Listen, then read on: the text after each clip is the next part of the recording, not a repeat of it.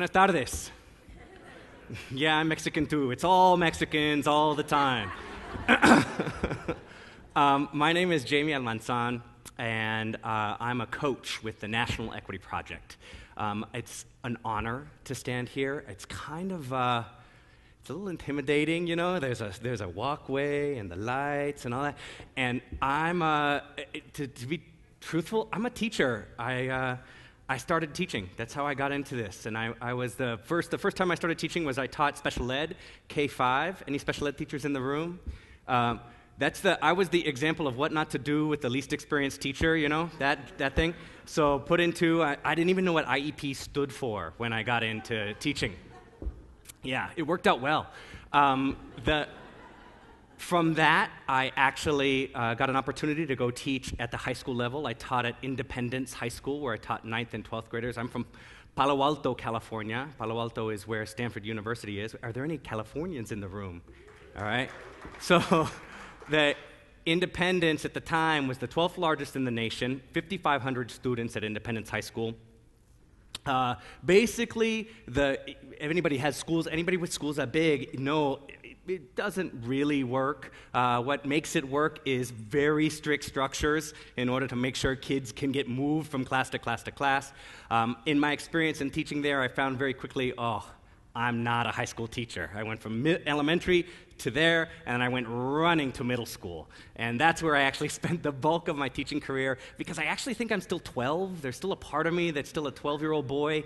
I found 9th graders to be wonderful. 12th graders, on the other hand, I couldn't figure it out. Like, they kind of sat like you're sitting. You know, it looks like they're paying attention, you know, but you don't know for sure. And they're like, they've figured out how to get through school. 9th graders, on the other hand, they would walk out.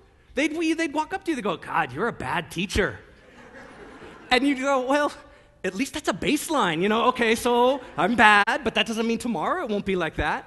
And so it is from that experience that took me to middle school. And truthfully, what I really wanted to do, and why I got into teaching, was I wanted to be the Mexican teacher I never had. That's what I wanted to do. I remember I went to Stanford for my graduate degree and my credential, and everybody was going around the circle saying why they chose education, why they wanted to be a teacher, and everybody's giving the very general equity kind of statements like, I'm here for kids, I love kids, you know, all kids are great, blah, blah, blah, blah, blah. And it got to me, and I'm like, I'm really nervous because I don't care about those kids.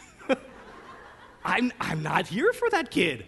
I'm here for Latino students, and when I'm honest, I'm actually not really here for Puerto Rican kids. Like, I've never been there. I don't know what that's about. Like, I'd like to go, but I'm here for Mexican students. That's why I'm here. And people were aghast, like, oh my God, you can't say that. You got to be here for all kids. And I'm like, yeah, generally, like, if they do fine, that's great. But I'm targeting my instruction. I've only got so much time and energy, and it's got to be targeted on a particular group. Now, obviously, it's totally related to where I came from. I grew up in Palo Alto, California, and by the time I was in high school, or middle school to high school, I was often the only. I became very quickly, the only Latino and the only Mexicano in the entire class. And you instantly represent Latin America, right? So almost all of a sudden, like, we'd be studying something in geography, we'd be studying Bolivia, and they're like, Jamie, what do you think about? I'm like, I don't even know where that is. I'm from here.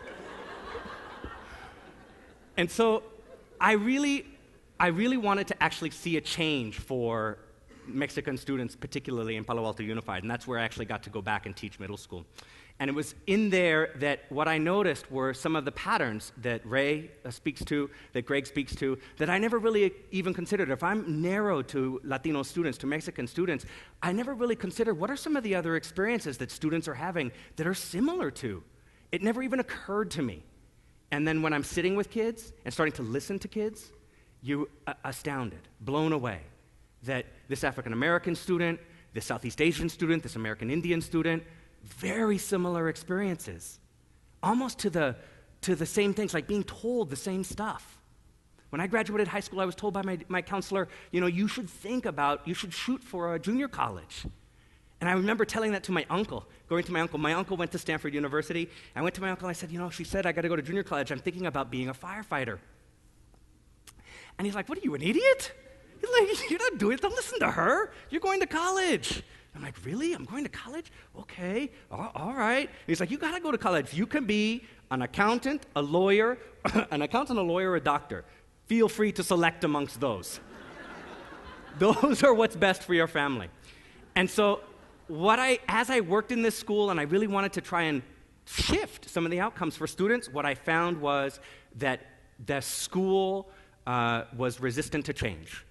It wasn't something that was easy to change, and it wasn't because of good intentions. I have yet to meet the teacher who got into teaching to make sure that certain kids don't make it, right? Nobody chooses the profession for that. If you want to do that, there's a lot of easier ways to do it. Like, there's way too much work as a teacher if that's your outcome, right? But that happens. And so what I found was that I had to get out of the classroom and start having some conversations with people, listening to where has change happened, like at Apollo. And so I came out, started doing some work as a coach, as a school coach, which really, that was also crazy, but it put me in an opportunity to see a lot of stuff. I got to travel around the nation. I'm listening to people from Kentucky. I've been to Kentucky, like Kentucky very much. I've been to a lot of places, and what I found was, just like in my school, the experiences were similar around the nation. Culturally, vastly different, right? Kentucky is not like Palo Alto, right? Cincinnati is not the same. It's not the same. And yet the performance of kids, it's the same.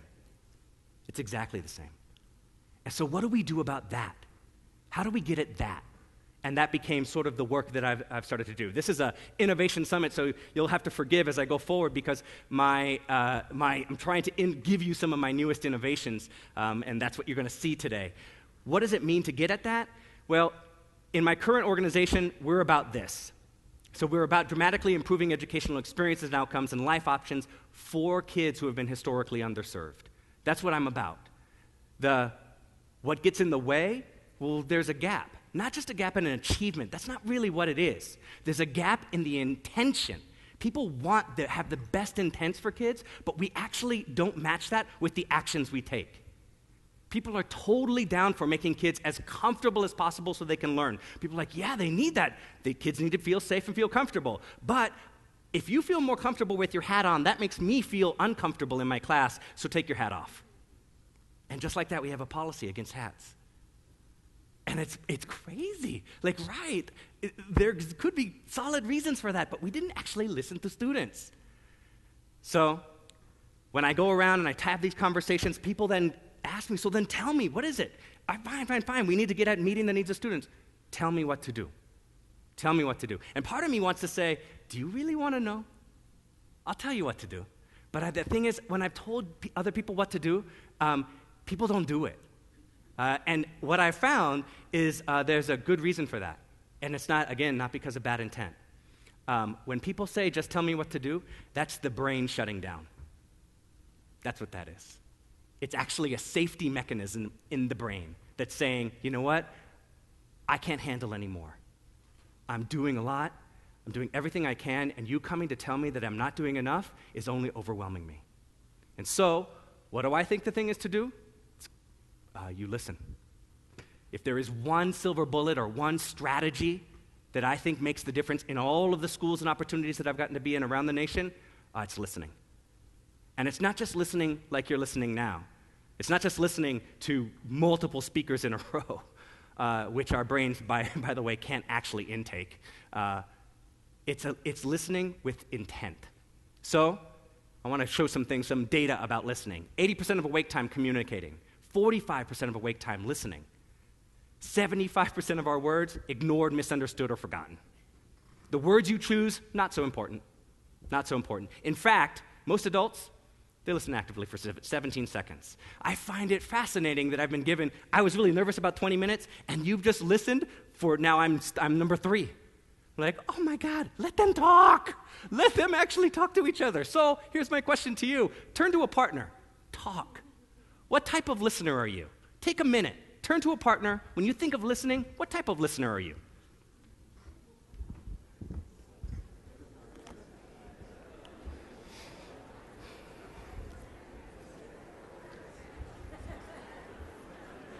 Nine.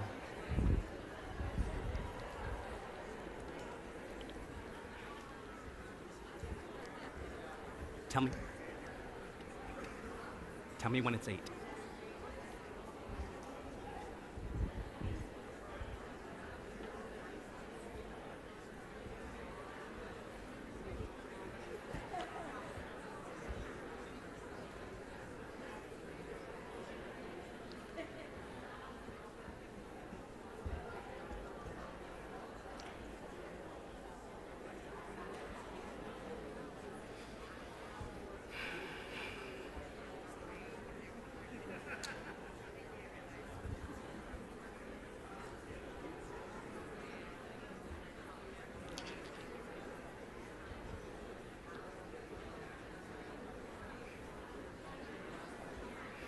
All right. Take a look up here. As you think of yourself as a listener, did any of these or these ideas come up for you? An active listener, a passive listener. Any of these? You see any of these? What I find fascinating about listening is that there's multiple types, and different types come up depending on the situation. What I find also fascinating is that our brains make meaning by pattern. And so what I'm going to be connecting today is some of the neurological study of the brain and how listening and thinking about changing some of those patterns in order to get at the kind of equitable outcomes you want to see. And it's through listening that we can do that. By the pattern of this list, by putting active at the top, people instantly often think that's the best kind. I would argue, and I'll even argue right now, that pretend listening actually has some benefit. There's some benefit to that. I have young kids at home. My son is constantly talking, and I'm like, I'm down. Oh, yeah, mijito, that sounds wonderful. It only when he has to ask a question, you ask you a clarifying question, you're like, ooh, dang, pretend listening. So each of these has a place.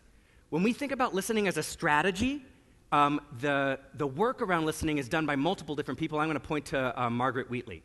She says, I believe we can change the world if we start listening to one another again. Simple, honest, human conversation. Not mediation, negotiation, problem-solving, debate, or public meetings. Let me reread that line. Not mediation, negotiation, problem-solving, debate, or public meetings. Simple, truthful conversations where we each have a chance to speak, we each feel heard, and we listen well. This particular strategy is something that has actually been able to change how we think about meeting the needs of students, families, and how our system operates. So what can listening do? Well, first, it creates space for people to share their experiences.